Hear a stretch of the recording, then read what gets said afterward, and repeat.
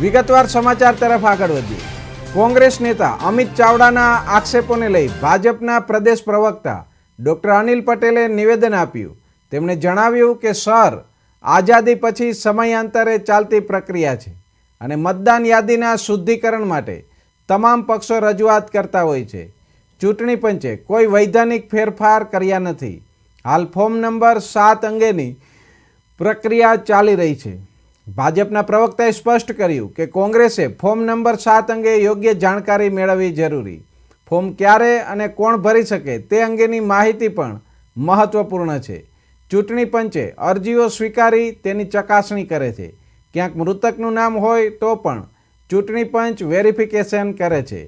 ચૂંટણી પંચ ડ્રાફ્ટ યાદી જાહેર કર્યા પછી વિરોધ કરવો જોઈએ. 17 ફેબ્રુઆરીએ ચૂંટણી પંચ ડ્રાફ્ટ યાદી જાહેર કરશે. તેમણે આક્ષેપ કર્યો કે આવનારો ચૂંટણીમાં હાર કોંગ્રેસ ભાળી ગઈ છે, તેથી ચર્ચામાં રહેવા માટે આવા મુદ્દાઓ ઊભા કરે છે. આ કોંગ્રેસે યાદ રાખવાની જરૂર છે. હવે ચૂંટણી પંચે એનું જે ટાઈમ ટેબલ ડિક્લેર કર્યું એમાં સતત ફોર્મ નંબર 6, 7 ને 8 ભરવાની એક પ્રક્રિયા ચાલી રહી છે.